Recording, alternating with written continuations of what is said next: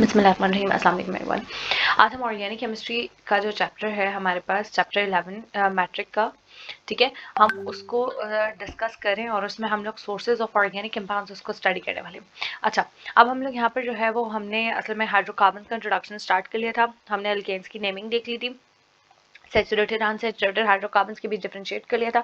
अब हम sources of alkanes की तरफ आ जाते हैं, ठीक है। हम चूंकि अभी अल्केन्स ही पढ़ रहे हैं इस लेवल पे, 10th क्लास के लेवल पे, तो हम अल्केन्स के ही सोर्सेज को देखेंगे। तो अल्केन के 4 इंपॉर्टेंट सोर्सेज कंसिडर किए जाते हैं: coal, natural gas, petroleum and living organisms. सबसे पहले हम आ जाते हैं टुवर्ड्स द कोल। कोल जो है वो बहुत सारे ऑर्गेनिक कंपाउंड्स का एक सोर्स समझा जाता है। इसको हम लोग सॉलिड फ्यूल के तौर पे भी यूज कर सकते हैं। मतलब इटसेल्फ क्या है, कोयले को, कोल को आप देखें आग जलाने के लिए इस्तेमाल करते हैं, तो इटसेल्फ क्या है, ये एक फ्यूल के तौर पे यूज होता है। लेकिन क्या है कि हम कोल को डिफरेंट प्रोसेसेस से जब गुजारते हैं तो इससे भी बहुत सारे ऑर्गेनिक कंपाउंड जनरेट होते हैं, जैसे कोल गैस बन जाता है, कोल तार बन जाती है, कोक बन जाते हैं। तो ये सब जो है वो ऑर्गेनिक कंपाउंड्स इसमें से हमारे पास जनरेट होते हैं। लेकिन क्या है कि हमें डिफरेंट मेथड्स फॉलो करने पड़ते हैं जिससे हमारे पास ये ऑर्गेनिक कंपाउंड्स आते हैं। तो सबसे पहला इंपॉर्टेंट मेथड यहाँ पर आप जो स्टडी करने वाले हैं, that is going to be destructive distillation. Destructive distillation असल में ये होता है कि दैट आप कोल को, कोयले को आप हीट करते हैं, ठीक है, और हीटिंग जो होती है वो at a very high temperature होती है, ठीक है। क्या है, हीटिंग है, हाई टेम्परेचर पे है, and in the absence of air है, ठीक है। तो ये जो कोयला है ये फिर क्या कर देता है, कोल गैस में कन्वर्ट हो जाता है, कोल तार में कन्वर्ट हो जाता है, एंड कोक में कन्वर्ट हो जाता है। एक गैशियस फॉर्म में, एक लिक्विड फॉर्म में और एक सॉलिड फॉर्म में कन्वर्ट हो जाता है। यानी ये तीन चीजों का एक मिक्सचर हमें कोल से मिल जाता है बाय दिस प्रोसेस, जिसको हम क्या कहते हैं, डिस्ट्रक्टिव डिस्टिलेशन। समटाइम्स आपको डिफरेंशिएशन आ जाती है कि that what is the difference between the destructive distillation and combustion. तो डिस्ट्रक्टिव डिस्टिलेशन और कंबशन के बीच डिफरेंस ये है कि डिस्ट्रक्टिव डिस्टिलेशन में हम लोग हाई टेम्परेचर पे हीटिंग करते हैं लेकिन in the absence of air करते हैं, जबकि कंबशन में ये होता है जिसमें कोई चीज जलाई जाती है उसमें हम लोग हाई टेम्परेचर पे हीटिंग ही करते हैं लेकिन वो होती है in the presence of air, ठीक है। सो ये चीजें हो गई। आपको यहाँ पर कंबशन का पता होना चाहिए कि that is also heating at a very high temperature but in the presence of air, जबकि डिस्ट्रक्टिव डिस्टिलेशन क्या है, it is heating at a very high temperature but in the absence of air. Okay, ये difference आपको पता होना चाहिए। अच्छा, देखिए अब कोल गैस के अंदर क्या क्या होता है। Coal gas contains methane. Methane आपने अभी कुछ लेक्चर्स पहले ही पढ़ा था, that is CH4। It contains hydrogen H2 and carbon monoxide gases. Carbon, coal gas है ना, तो ये सारी की सारी गैसेस कंसिस्ट करेगा, methane gas, hydrogen gas and इसके साथ साथ carbon monoxide gases. It is mainly used as a fuel in industries. Methane है तो मीथेन की वजह से क्या होता है कि दैट ये हीटिंग प्रोसेसेस के लिए यूज किया जाता है इंडस्ट्रीज के अंदर। अच्छा, फिर हम आ जाते हैं what is the coal tar. Coal tar is a source of many organic compounds such as benzene and its derivatives. These compounds separated by fractional distillation, ठीक है। अब कोल तार से क्या बनेगा, कोल तार से हम लोग ऑब्टेन कर सकते हैं बेंजीन को और उसके डेरिवेटिव्स को। Benzene is basically a aromatic compound जिसका फॉर्मूला है C6H6। ये ऐसे में छह कार्बन आइटम्स कंसिस्ट करता है जो कि एक दूसरे के साथ डबली बॉन्डेड होते हैं। Let me just try to draw the structure for you guys. ये sorry, single bond, double bond, single bond and double bond. So alternate single and double bonds होती हैं और हर एक कार्बन के साथ एक एक हाइड्रोजन मौजूद होता है क्योंकि बाकी वो तीन बॉन्ड्स अपने साथ वाले कार्बन के साथ फिल कर लेता है। So this is the structure of benzene, ठीक है। जनरली बेंजीन के स्ट्रक्चर को कैसे ड्रॉ किया जाता है, जनरली जब आप एडवांस पढ़ेंगे ना तो बेंजीन के स्ट्रक्चर को ये सारे कोने जुड़े हुए होते हैं, ठीक है। एक इस तरह का स्ट्रक्चर आ जाता है, बीच में सर्कल आ जाता है जो कि इन डबल बॉन्ड्स को शो करता है।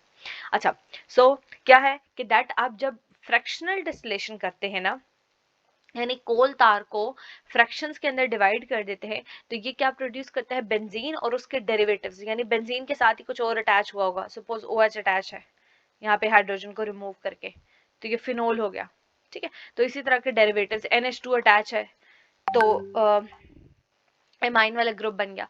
तो इस तरह के जो ग्रुप्स हैं वो बेंजीन के, ये बनता चला जाता है, ठीक है।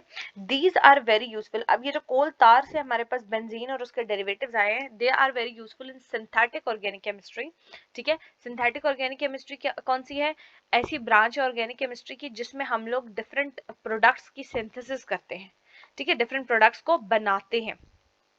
अच्छा, they are used to synthesize what, they are used to synthesize plastic, just let me erase it और फिर हम इसको देख लेते हैं।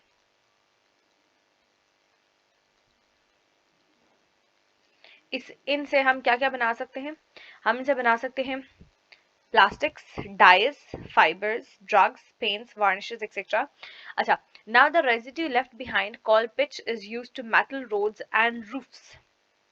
क्या होगा, देखिए, कोल की हमने fractional distillation, sorry destructive distillation की, हमें कोल गैस, कोल तार एंड कोक मिली, ठीक है। अब जब हम कोल तार की फ्रैक्शनल डिस्टिलेशन करते हैं तो हमें बेंजीन एंड इस डेरिवेटिव से मिलते हैं जो कि हम अलग कर लेते हैं और उनसे हम बहुत सारी चीजें सिंथेसाइज करते हैं। और जब बेंजीन और डेरिवेटिव्स अलग कर लेते हैं तो पीछे क्या बच जाता है, थोड़ा सा गंध बच जाता है, रेजिड्यू बच जाता है, जिसको पिच कहते हैं, ठीक है। अब ये पिच क्या होता है, रोड्स के ऊपर यूज किया जाता है, ठीक है, ब्लैक कलर का मटेरियल, ताकि रोड जो है वो सही हो सके, सॉलिड हो सके। इसी तरह रूफ्स के ऊपर इनको यूज किया जा सकता है। होप सो ये कोल वाला सारे पॉइंट्स आपको क्लियर हो गए हों। फिर भी कोई चीज आपको अनक्लियर हो ना तो वो आप मुझसे जरूर पूछ सकते हैं, ठीक है।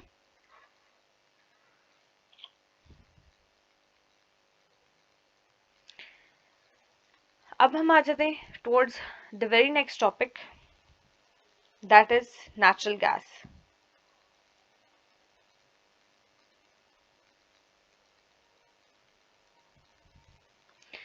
अच्छा,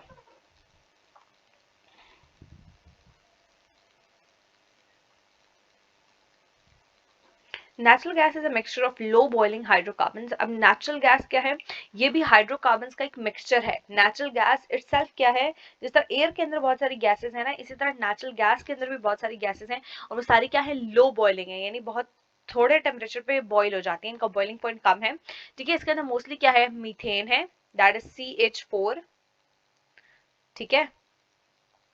और कुछ अमाउंट में ये ethane, propane and butane consist करता है। इथेन में क्या है हमारे पास, C2H6, propane is C3H8 and butane is C4H10, ठीक है। सो ये आपके पास नेचुरल गैस के बारे में इन्फॉर्मेशन प्रोवाइड के लिए। Now let's come towards the petroleum. Petroleum contains a wide variety of alkanes. Petroleum के अंदर क्या है, बहुत सारे alkanes मौजूद होते हैं, ठीक है। Having very long chains, जिनकी chains क्या है, बहुत बड़ी बड़ी हैं। यहाँ पे देखिए, मीथेन के अंदर सिर्फ एक कार्बन है, इथेन के अंदर 2 है, प्रोपेन के अंदर 3, ब्यूटेन के अंदर 4। तो हमारे पास क्या है, पेट्रोलियम के अंदर क्या होंगे, बहुत बड़ी बड़ी चेन्स वाले हाइड्रोकार्बन्स या अल्केन्स मौजूद होंगे। अब जब हम इनकी फ्रैक्शनल डिस्टिलेशन करते हैं तो क्या होता है कि जो पेट्रोलियम है it separates into various hydrocarbon components, ठीक है। हमारे पास ये जो पेट्रोलियम है इससे हमारे पास बहुत सारे क्या आ जाते हैं, हाइड्रोकार्बन कंपोनेंट्स आ जाते हैं। जिस तरह ऊपर कोल तार को जब हमने किया था उसकी फ्रैक्शनल डिस्टिलेशन की थी तो हमारे पास क्या आ गया था, बेंजीन और उसके डेरिवेटिव्स आ गए थे। इसी तरह जब हम पेट्रोलियम की फ्रैक्शनल डिस्टिलेशन करते हैं तो उसके बहुत सारे फ्रैक्शंस हमें देखने को मिलते हैं।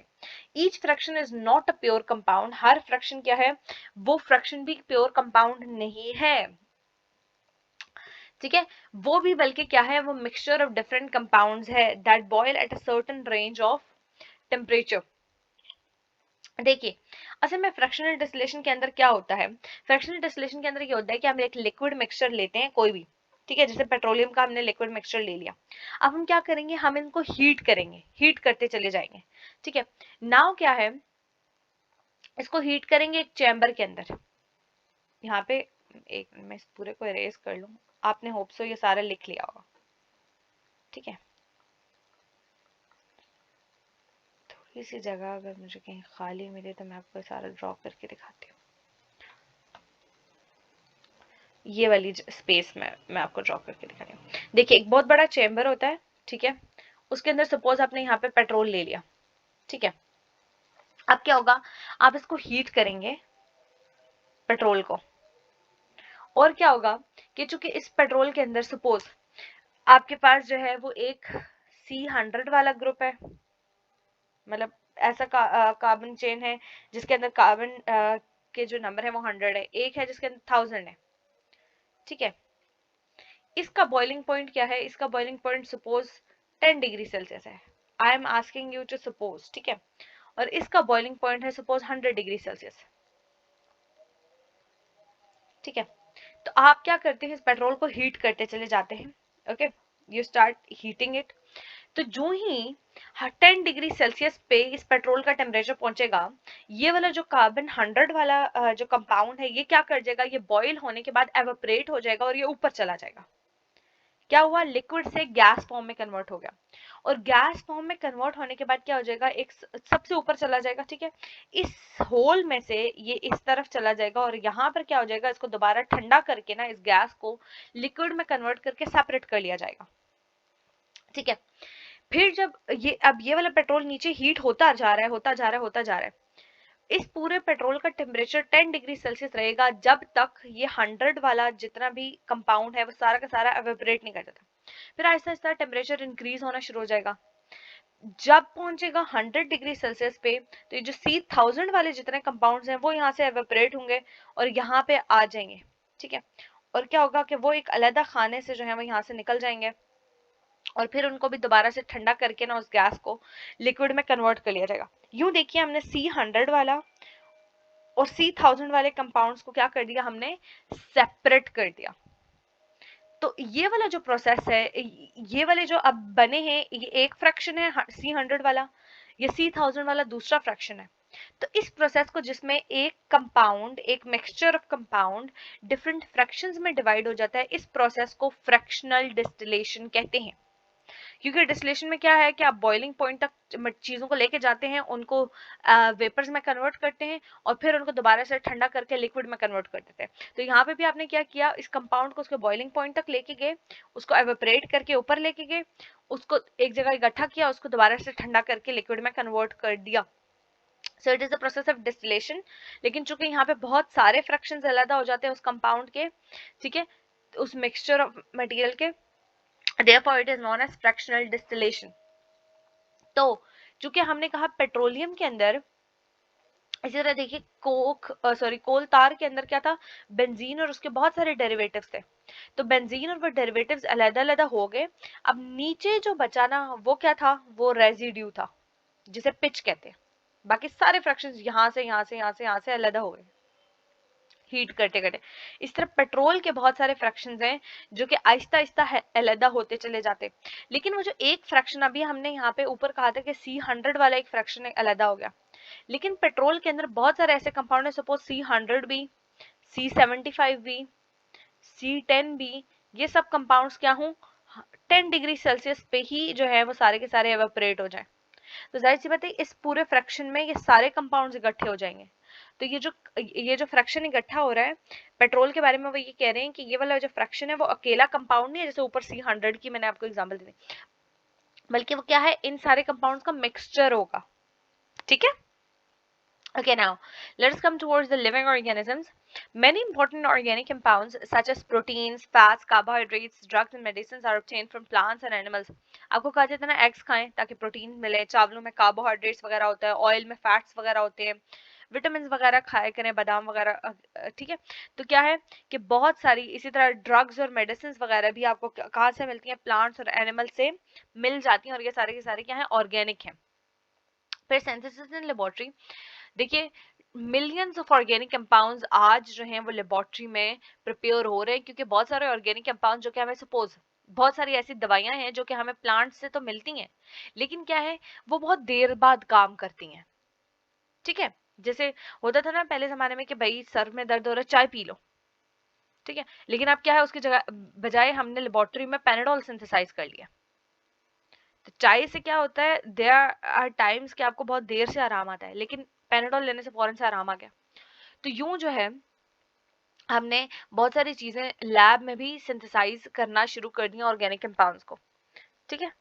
अच्छा, अब हम यूजेस ऑफ ऑर्गेनिक कंपाउंड्स को नेक्स्ट लेक्चर में स्टडी करेंगे। यहाँ तक ये लेक्चर जो है वो इंपॉर्टेंट है। अभी तक आपने क्या स्टडी करना है, कोल में आपने डिस्ट्रक्टिव डिस्टिलेशन और कंबशन के बीच का डिफरेंशिएशन कर लिया। फ्रैक्शनल डिस्टिलेशन मैंने आपको समझा दिया, होप सो ये आपको समझ आ जाएगा कि बॉइलिंग पॉइंट के बेसिस पे हम लोग एक मिक्सचर ऑफ कंपाउंड को डिफरेंट उसके फ्रैक्शंस में कन्वर्ट कर देते हैं, लेकिन किस बेस पे, बॉइलिंग पॉइंट के बेस पे। ये आपको समटाइम्स एमसीक्यू आ जाता है। फिर इस तरह आपको पता चल जाएगा कि कोल को जब हम उसकी डिस्ट्रक्टिव डिस्टिलेशन करते हैं तो उससे क्या क्या बनता है, ये पता होना चाहिए। नेचुरल गैस के अंदर बेसिकली कौन सा जो कंपाउंड है वो सबसे ज्यादा प्रेजेंट होता है और बाकी कौन कौन से होते हैं ये भी पता होना चाहिए। पेट्रोलियम के फ्रैक्शंस जो हैं उनके कुछ नेम आपको पता होने चाहिए, ठीक है। जैसे इनमें आपके पास जो है वो आ जाएगा, बेंजीन आ जाता है, ठीक है, ज़ाइलीन वगैरह आ जाता है,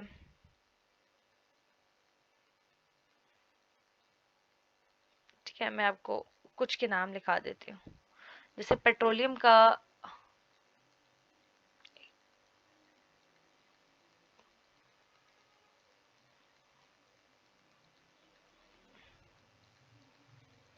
पेट्रोलियम से पेट्रोल भी बनता है, ठीक है। वो पेट्रोल की ही सॉरी ये फ्रैक्शनल डिस्टिलेशन करके पेट्रोल जो है वो पेट्रोलियम से ही बनता है, ठीक है। पेट्रोल अलग चीज है, पेट्रोलियम अलग चीज है। पेट्रोल हो गया, डीजल हो गया,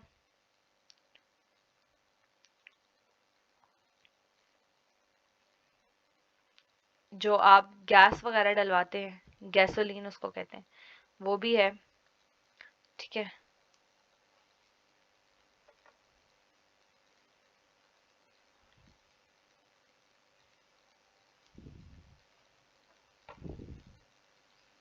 फिर एलपीजी,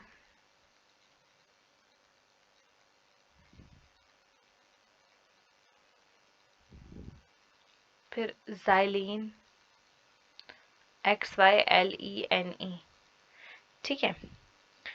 तो ये सब जो है वो इसके फ्रैक्शंस में कंसिडर किए जाते हैं।